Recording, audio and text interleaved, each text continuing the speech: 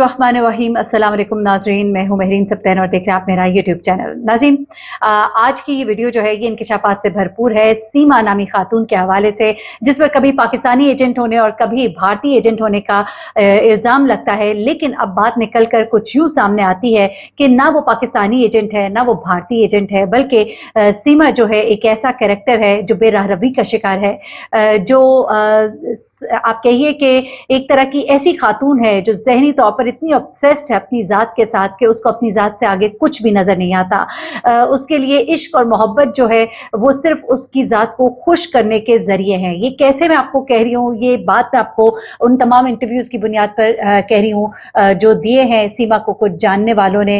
उसकी कुछ एक दोस्तें हैं, कुछ करीबी दोस्तें हैं जिन्होंने इससे फिर ताल्लुक़ ख़त्म किया जब इसकी हकीकत उन पर आश्कार हुई, और उसके बाद जब उन्होंने देखा मीडिया के ऊपर सीमा की जब तस्वीर और वीडियोस देखी, और फिर जब उस मोहल्ले में रिपोर्टर्स गए जहां पर सीमा रहती थी पाकिस्तान में, तो वहां पर उन्होंने फिर इन रिपोर्टर्स को ऑन रिक्वेस्ट कुछ बातें शेयर की।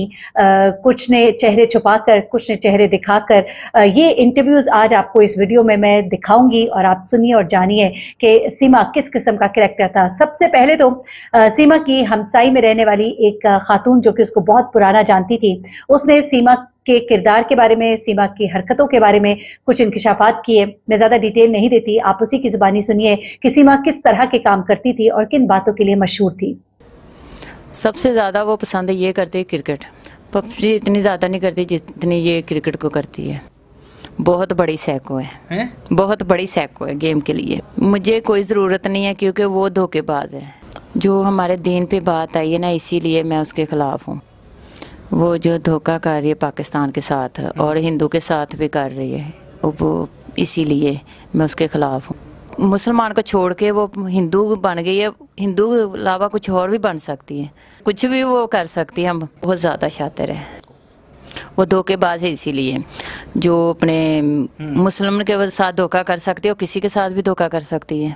जब अपने मुसलमानों के साथ धोखा किया है और ये मज़हब उसने चेंज किया, वो भी चेंज करके और भी कई चेंज करेगी। वो प्यार हर किसी से, ऐसे ड्रामा हर किसी के साथ है। वो शैतानी ज़हन है उसका, कभी किसी के साथ कभी किसी के साथ। वो शैतानी ज़हन बचपन से मैं जानती हूँ उसका।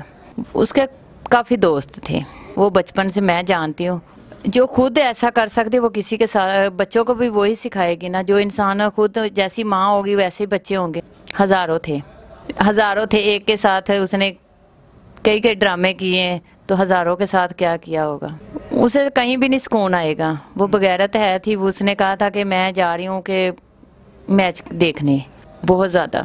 हाँ जी, मैं सब कुछ जानती हूँ, बचपन की सहेली हूँ उसकी। आप कह रहे हैं ना कि वो मुस्लिम है, उसके ज़हन में तो ऐसा कोई है ही नहीं था कि मैं मुस्लिम हूँ। अब पहले मुस्लिम बनी, हिंदू बनी, वो बाद में क्रिश्चियन भी बन, कुछ भी कर सकती है। वो बहुत बड़ी धोखेबाज है, ठीक है। इधर से कह के गई कि मैं क्रिकेट मैच देखने जा रही हूँ, उधर जाके उसने वो शादी वगैरह की है, बच्चों को भी साथ ले गई है, धोखा कर रही है। जैसे हम लोगों के साथ धोखा किया वो उधर भी धोखा करेगी, पक्का छोड़ देगी। जो अपने हस्बैंड को छोड़ सकती है वो किसी को भी क्या समझेगी। बहुत ज़्यादा प्यार करता, तो इसीलिए उधर प्रदेश में जाके इसके लिए मेहनत करके इसे भेजता है ना। ये जो बगैरत है वो गेमों पे पैसे लुटा रही है, उसके ये नहीं पता कि मेरे हस्बैंड की मेहनत की कमाई है, कैसे कि वो कर रहा है उधर मेहनत। नशे तो करती है पर ज़्यादा ये सिगरेट का नशा ज़्यादा करती है। ज़्यादा वो सिगरेट पीती है, ठीक है, ज़्यादा उसका नशा यही है। तो मैं तो कहती अल्लाह उसका खाना खराब करे, बेड़ा गर्क करे उसका। जी, ये आपने सुना। अब मैं आपको बताती हूँ कि सीमा की एक और दोस्त जिसका घर उसने बर्बाद किया, जिसका मंगेतर उसने छीन लिया, उसकी शादी खराब कर दी, उसने सीमा के बारे में क्या कुछ बताया, जरा ये भी सुनिएगा। इसने जिसकी जिंदगी खराब कर दी, इसने मेरी जिंदगी खराब कर दी है। इस घटिया औरत, इस औरत ने मेरी जिंदगी खराब कर दी है। ये मुझे कहीं मिल जाए ना, मैं इसका गला दबा दूं। नींबू में वो लगवा के उसके पता नहीं कैसे उस तक पहुंचाया। इसने उसका बुरा हाल कर दिया जादू की वजह से। सुइयां उसके घर से पाई गई हैं, मुझे पता था। हाँ जी, ये फिल्म नहीं, ये पूरी स्टोरी है उसकी कहानी। मैं तो उसके बारे में बस ये जानती हूँ कि ये एक धोखेबाज औरत है। इसने धोखे के साथ मेरे शोहर पे, मेरा जो होने वाला हस्बैंड था, उस पर इसने जादू किया है। मुझे उस बाबे ने बताया जिसके पास ये जाती थी, उसने मुझे बताया कि ये तुम्हारे शोहर पे अंडे, तवीज़, धागे ये सारे कराती है। इसे छीनने के लिए कि इसे छोड़ दे, ये इकरा तुम्हें छोड़ दे, इसलिए ये करवाती है। वो भी मुझे इस तरह पता चला कि इसके ही किसी जानने वाले ने मुझे बताया था कि ये फलां बाबे के पास जाती है तुम्हारे रिश्ता तुम्हारा तड़वाने के लिए। अच्छा। हाँ जी, मेरे मंगेतर के पीछे पड़ गई। जब भी वो मेरे फोन पे अगर वो मुझसे बात करता ना, ये कहती मेरी बात करवाओ। मैं कहती तुम्हारी क्यों बात करवाऊं मैं इससे, मेरी बात करवाओ बस, मैंने बड़ी जरूरी बात करनी है उससे। हालत उसकी इसने खराब कर दी हुई है। वो अभी जाके देखे फुटपाथ पे लेटा हुआ है, उसकी इतनी बुरी इसने हालत कर दी हुई है। उस पर तवीज़ धागे किए हैं एक तो इसने, वो जाके देखे ना उसने कुछ ढंग के कपड़े पहने हुए। वो बेचारा इतनी बुरी हालत में इस वक्त। इसकी एक मोहब्बत सऊदीया में भी है। अपने जो अपने माँ बाप की नहीं बनी, अपनी दोस्त की नहीं बनी, अपने पहले शोहर की भी नहीं बनी, अब सचिन की कैसे बन जाएगी। हाँ, इसके बहुत रिलेशन थे, यही देख लें, इससे हिसाब लगा लें। मेरे मंगेतर के पीछे जो पड़ गई थी, उस बाबे ने मुझे बताया कि इसने नींबू में वो लगवा के उसके पता नहीं कैसे उस तक पहुंचाया। इसने उसका बुरा हाल कर दिया जादू की वजह से।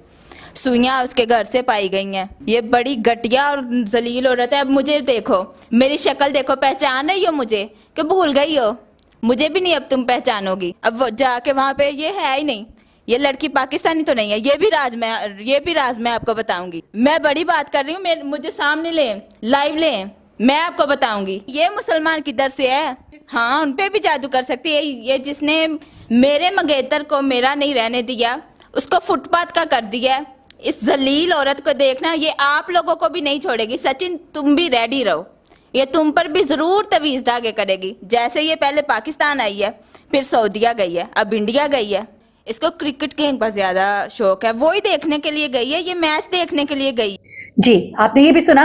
और अब मैं आपको बताती हूँ कि सीमा जो है उसका एक पुराना दोस्त, जिससे इसकी दोस्ती होती है पबजी पर। पबजी खेलते खेलते वो कहते हैं कि पबजी में ये पागल थी, पबजी खेलते खेलते हमारी बड़ी अच्छी दोस्ती हो गई। और ये दोस्ती होने के बाद सीमा जो है उसने इससे इसका व्हाट्सएप नंबर मांगा और इसके किस तरह पीछे पड़ गई। फिर दोनों की दोस्तियां ऐसी हुई कि हर लम्हे ये गुफ्तगू करते थे, बातें करते थे।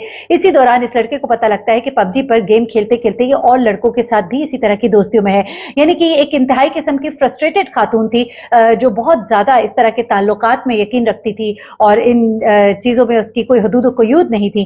तो इसने इसके बारे में क्या इंकिशाफात किए हैं और किस तरह से उसने बताया है कि आखिर इसका इंडिया जाने का मकसद क्या था, क्योंकि इसने खुद इस लड़के को बताया कि वो इंडिया क्यों जाना चाहती है। वो किस तरह से कह लीजिए या सचिन इस्तेमाल हो रहा है या सचिन इस्तेमाल कर रहा है, क्या कुछ इसने सचिन के बारे में भी बताया, ये भी जरा सुनिएगा सीमा के पुराने आशिक की जुबानी।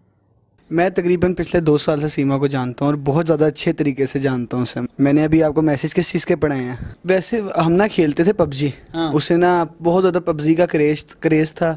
मैं भी खेलता था पबजी, मुझे भी शौक था खेलने का। तो पबजी पे हमारी दोस्ती हुई आहिस्ता आहिस्ता, यानी कि 2-3 हमने गेम्स इकट्ठी खेले, 2-4-5 दिन हम इकट्ठे खेलते रहे। आहिस्ता आहिस्ता उसने मुझसे नंबर मांगा। अच्छा, मैंने कहा ठीक है, अच्छा मैंने दे दिया। दोस्ती वगैरह हुई, व्हाट्सएप पे आ गई, दोस्ती वगैरह हुई और जो है बातचीत होना शुरू हो गई। तो हमने फिर डिसाइड किया मिलके कि हम रिलेशन में आ जाते हैं।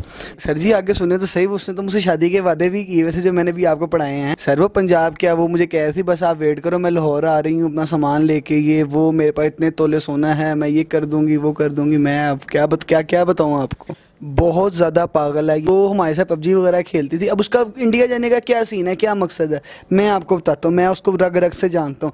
आपको बताया था उसे गेम का बहुत ज़्यादा क्रेज़ है, इसी तरह उसे क्रिकेट का भी बहुत ज़्यादा क्रेज़ है। मुझे ना वो कभी कभार साइको लगती थी अपनी बातों से, ये कितनी वो गेम्स को क्रेजी थी गेम्स के पीछे। अब मुझे पता है वो किस मकसद के लिए गई है वहाँ पे। वो गई है सर जी वर्ल्ड कप देखने।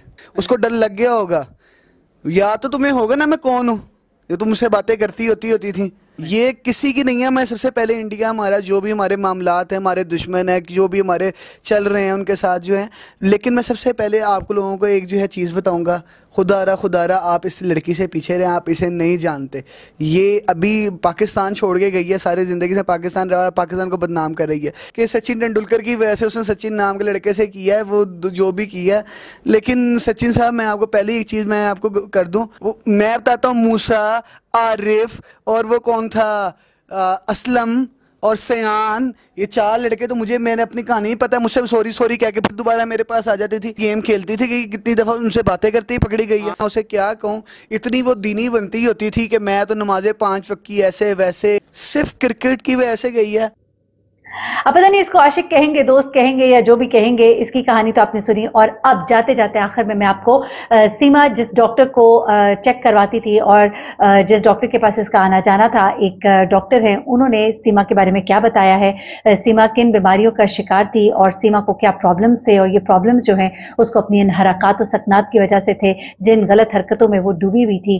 उन्होंने इसके बारे में क्या बताया है। वो कहते हैं कि अगर ये सीमा की जो बीमारियां मैं बता रहा हूं वहां पे कोई भी डॉक्टर चेक कर ले और अगर मैं झूठा साबित हूं तो मैं अपना सब काम शाम बंद कर दूंगा। और बड़े ही एतमाद के साथ उन्होंने सारी बातें बताई। उन्होंने कहा गो ये तमाम चीजें बड़ी कॉन्फिडेंशियल होती हैं, लेकिन जिस तरह वो मुल्क का नाम वहां पे बदनाम कर रही है और जिस तरह वो अपने दीन से उसने लाताल्लुकी की है और मुर्तद हुई है, उसके बाद तो समझते हैं कि मैं ये बताना चाहता हूं। तो देखिए कि वो क्या बता रहे हैं। सबसे पहले तो ये है कि ऑनलाइन विजिटिंग कंसल्टेशन पे कुछ अर्सा पहले उससे हुई थी। वो एंजाइटी, डिप्रेशन, मैनिक पेशेंट है और इस तरह का पेशेंट अपने लिए भी नुकसानदेह होता है, अपने से ज़्यादा दूसरे के लिए नुकसानदेह होता है। और उसकी सबसे बड़ी प्रॉब्लम ये है कि वो हर चीज़ पे एग्रेशन, हद से ज़्यादा मोबाइल और इन चीज़ों में इन्वॉल्व है, हद से ज़्यादा पबजी इन चीज़ों में है, वो ज़्यादा पैनिक पेशेंट है। और इसके साथ उसकी जो पर्सनल लाइफ है जो कि कभी डिस्कस करनी नहीं चाहिए, लेकिन उसने इतना बड़ा पंगल छेड़ दिया है पैसा, जिसमें इस्लाम के साथ मजाक, पाकिस्तान के साथ मजाक, क्योंकि हमारे लिए सबसे पहले इस्लाम और सबसे पहले पाकिस्तान है। सबसे ज़्यादा बीमारी जो इसका इशू है वो साइकेट्रिक इशू है। जो समझता है मैं ही सब कुछ हूँ, मेरे पास सदर या वज़ीर आज़म जैसी पावर है, मैं कुछ भी कर सकता हूँ। और ऐसा पेशेंट ओवर कॉन्फिडेंट और अनइथिकल स्टेप ले जाता है जिस तरह के इसने लिया।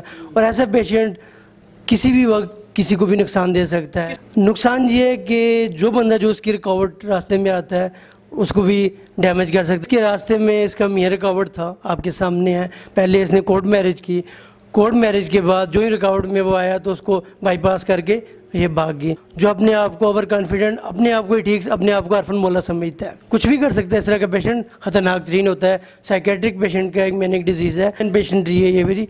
जब आप अपनी फैमिली से दूर रहते हैं, जैसे इसकी लाइफ हिस्ट्री है, आप out of the way living relationship में रहते हैं। जब लिविंग रिलेशनशिप में रहते हैं तो इस तरह की डिजीज़ बहुत कॉमन है, क्योंकि ख़तरनाक हद तक नुकसानदेह है। और दूसरा, इस तरह का पेशेंट दवाइयाँ लेके, मेडिसिन लेके अपनी नॉर्मल रूटीन कंटिन्यू करता है, नींद, बाकी चीज़ें। और अनफॉर्चुनेट इस तरह का पेशेंट मेडिसिन के बगैर रह नहीं सकता। जी, इसी तरह की चीज़ें डिस्कस थी। और दूसरे ये कॉन्फिडेंशियल चीज़ें होती है, लेकिन इसने ऐसा पंगा किया है जो अपने मज़हब और उसकी सगी नहीं हो सकी, मज़हब और अपनी फैमिली की सगी नहीं हो सकी, मजाजी खुदा की सगी नहीं होगी, वो किसी और की सगी क्या होगी। जी, नॉर्मल पेशेंट नहीं है ये, नॉर्मल पेशेंट है। एक नॉर्मल पर्सन इस तरह की एक्टिविटीज़ नहीं करता। ये साइकेट्रिक बाकी रिलेटेड डिजीज़ के डॉक्टर से चेकअप कराएं, आपको पता चल जाएगा क्यों। क्योंकि इस तरह का नॉर्मल बंदा कभी इस तरह का इतना बड़ा स्टेप ले ही नहीं सकता जो ये ले रही है। ये सब आपने सुना जनाब। ये तमाम तर तफसीलात थी। ये बहुत ही एक एक्सक्लूसिव वीडियो जो कि मैं आपके साथ शेयर कर रही हूँ, जिसमें तमाम तर चीज़ें जो इसके जानने वाले इसके बारे में बता रहे हैं। मज़ीद इंशाल्लाह चीज़ों के साथ भी मैं हाजिर होंगी। कुछ और चीज़ें हैं, इसकी शादी से पहले कहाँ से इसका ताल्लुक था और कौन थी ये, वो सब कुछ भी लेकर आऊँगी। अपना बहुत ख्याल रखिएगा, तो हमें याद रखिएगा। अल्लाह हाफ़िज़।